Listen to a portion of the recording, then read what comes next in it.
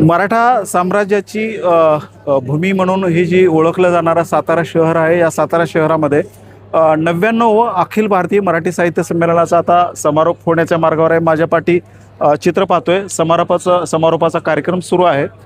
3 दिवस या संमेलनामध्ये वेगवेगळ्या प्रकारच्या चर्चा झाल्या. विशेषतः मराठी भाषेच्या संदर्भात अनेक चर्चा झाल्या. अभिजात भाषेवर काही चर्चा झाल्या. परंतु या संमेलनातली सर्वात मोठी खंत अशी आहे की ज्या मराठी भाषेला अभिजात दर्जा मिळाला, ज्या लीळाचरित्र किंवा महानुभाव पंथाच्या सर्व साहित्यामुळे मिळाला, त्या साहित्याची या ठिकाणी या संमेलनामध्ये फार अशी काही चर्चा किंवा त्यावर काही विचारमंथन असं फारसं झालेलं नाही.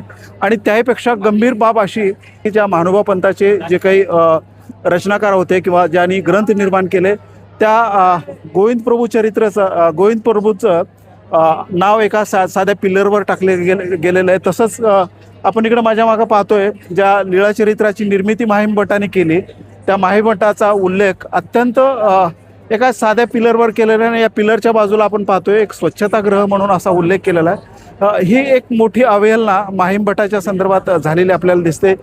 तसाच उल्लेख मागं आपण पाहतोय चक्रधराचा देखील तसाच उल्लेख करण्यात आलेला आहे. एका लहानशा पिलरवर चक्रधरांचं नाव कोरण्यात आलेलं आहे. जेव्हा की सातारा जिल्ह्यामध्ये फलटणजवळ महानुभाव पंथाच्या एकूणच दक्षिण काशी म्हणून फलटणची ओळख आहे. आणि या दक्षिण काशीमध्ये महानुभाव पंथाच्या साहित्याची किंवा त्यांच्या विचाराची खरं तर या साहित्य संमेलनामध्ये गौरव होणं गरजेचं होतं. चर्चासत्र किंवा अथवा त्यावर खूप मोठं विचारमंथन होणं आवश्यक होतं, परंतु ते झालेलं दिसत नाही.